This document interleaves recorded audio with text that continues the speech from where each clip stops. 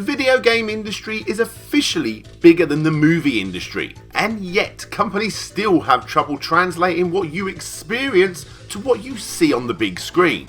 But today I'm not talking about movies.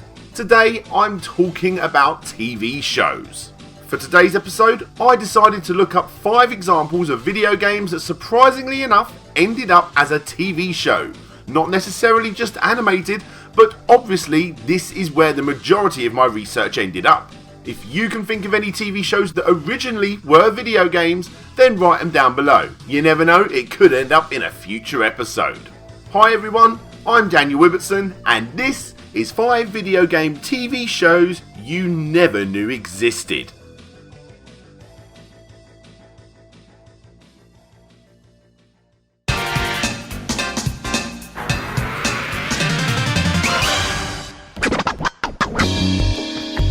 Okay, so let's start off with one that was a surprise at first, but not so much anymore, because I mentioned it in my last video.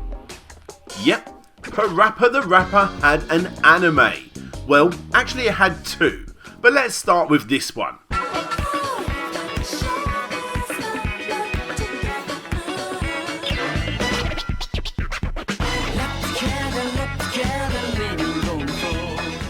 Produced by JC Staff and Production IG on April the 14th, 2001, it ran for 30 episodes of its final show airing on January the 14th, 2002, and has a soundtrack that was composed by the series designer Masaya Matsuura. Off to a great start. In the first episode titled The Initial P, Parappa's bike gets stolen, and because of this, he can no longer go and see Sunny Funny and Katy Cat or PJ Berry, which he sort of double booked. Yeah, it's a very basic show aimed at a slightly younger audience than most. Is it worth watching? Absolutely, if you're a fan of those games, that is. It's unlikely that you'll ever make it past 1 or 2 episodes unless you're a real hardcore fan, but for curiosity's sake, well, I had a lot of fun watching it. Plus, the show has 2 soundtracks available to buy on CD for the more hardcore hip-hop canine loving PlayStation fanatics out there. Fan service done right if you ask me. Which brings me on to PJ Berry no Mogo Mogo Munya Munya. These are actually anime shorts lasting around 90 seconds apiece and were released to celebrate the 20th anniversary of the game and the 15th anniversary of that original anime. This time the show is based around Parappa's friend PJ Berry. Most of the cast is completely absent, with PJ, Parappa and Chop Chop Master Onion taking pretty much all of the spotlight. What you end up getting is a far more sketchy, comic book style feel of a show. A couple of quick jokes and then that's it. You can easily find yourself watching several of these in a row, and they are actually quite good. I personally prefer these over the original anime, and as of the making of this video, they are still regularly airing them on Japanese late night TV.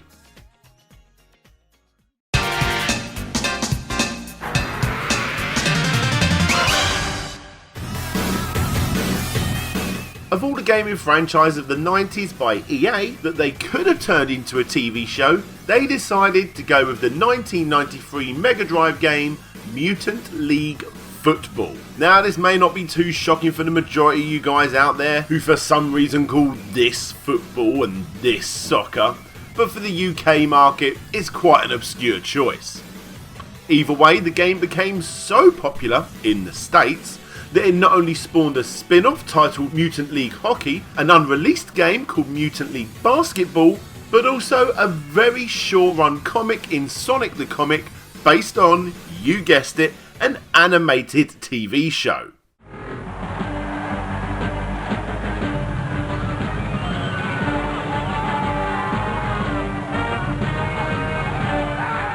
The animated show, simply titled Mutant League, ran for 2 series starting on July 1994 for 40 episodes and was so popular it even ended up with an animated movie.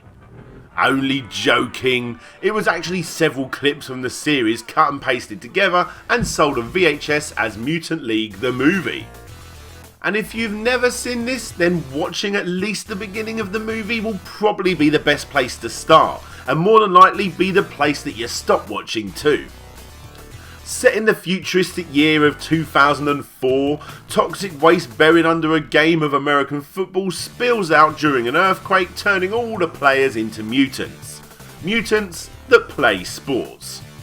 Now this is a kids show, so the constant killing of the characters like in the game is obviously not going to be happening here. But that doesn't stop the mutants losing body parts, albeit in a very slapstick sort of way. I don't like football, and I never played this game, so it's not surprising that it had no impact on me whatsoever. And watching it back now, it's not great. But then again, maybe I'm not the best person to ask. Oh, and by the way, little side note completely by chance, whilst editing this video and searching on Google for anything else to add, I was surprised to see that a Kickstarter for a spiritual successor of the game went live the very same day I edited this segment. And in regards to that Kickstarter, well, let's just hope it's the last time we ever mention it.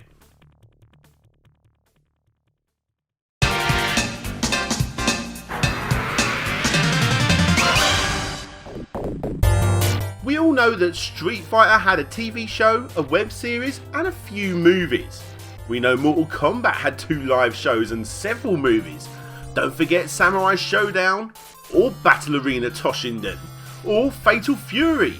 Heck, even Tekken had movies, animated and live action.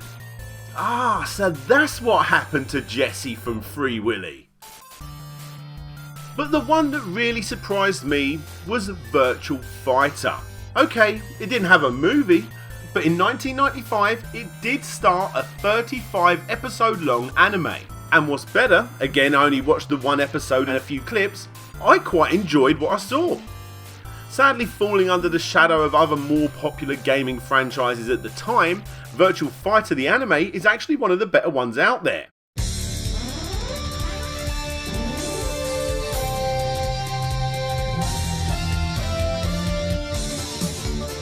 Huge in Japan compared to the competition, the anime was designed to not only make money, but to also give the lifeless characters of the game, with practically no backstory, some much needed appeal.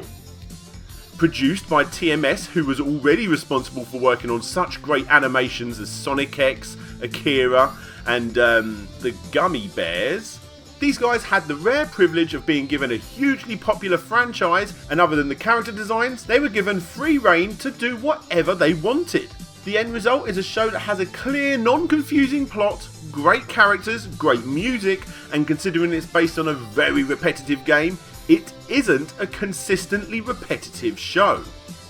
When the show was airing outside of Japan, it sadly did so badly that funding got pulled from production, resulting in only 24 of the 35 episodes being fully dubbed. However, in Japan, the show was so popular that it got a game based on it. Yep, a game turned into an anime, turned back into a game for the Game Gear and Master System, titled Virtua Fighter Mini in its country of origin, and Virtua Fighter Animation for everywhere else. Now, in all fairness, the game does try its best to give a nice storyline, but obviously due to the limited hardware, it really is quite hard to enjoy. It uses all 3 buttons this time, strangely enough, not only 1 and 2, but the start button as well. It does this weird zoom in and out depending on your distance to your opponent, and in a nutshell, it's impressive for the hardware, but crap to play. But I suppose the soundtrack's pretty decent.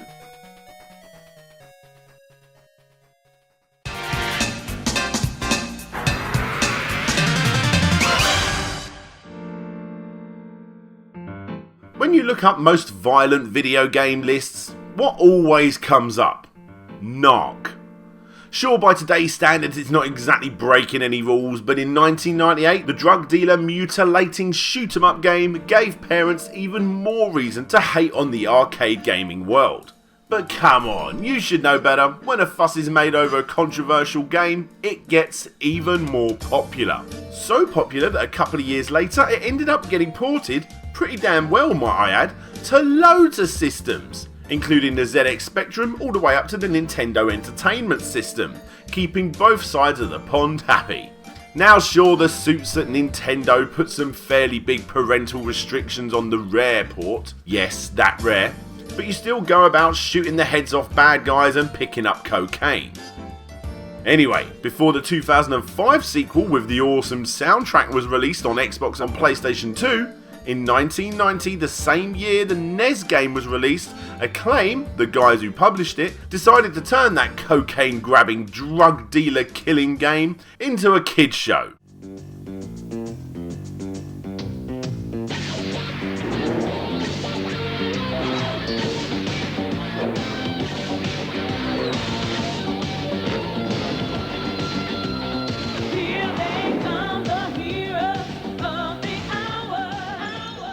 Yep, I'm not joking. It wasn't long before this that the popular Captain N, the Games Master, was pushing its way into the eye sockets of young Americans that owned an NES, and Acclaim was trying their best at taking a piece of the pie. Narc was part of the Power Team, an animated series that ran for 55 episodes within another show called Video Power. And to join him on his journey, the oh so popular video game character was joined by Gyros from the Wizard and Warriors games, Quirk from Quirk, Tyrone from Arch Rivals, and Bigfoot from Bigfoot. It even had an animated version of Johnny Arcade, the host of the show, playing the games before they come to life. Now obviously the characters have a far more 90s tubular design about them, especially Max Force from Narc.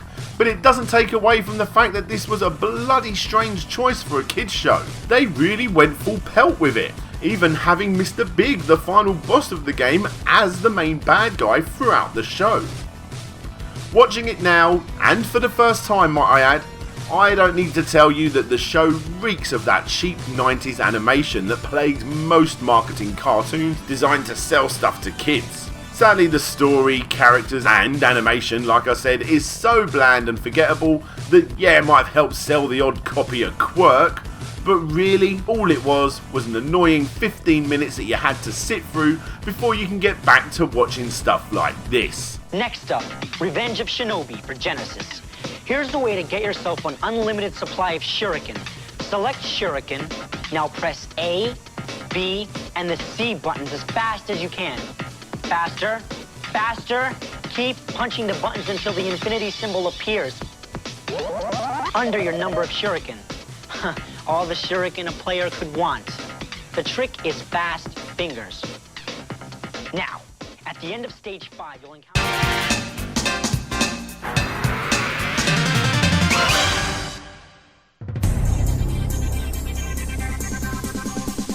Okay, so what popular video game franchise do you think made it to the #1 spot? Well, let me help you out with this one. It's not an animated show, it's actually a quiz show. The longest running quiz show in Belgium, starting in 1994 and now currently has over 4,500 episodes so far.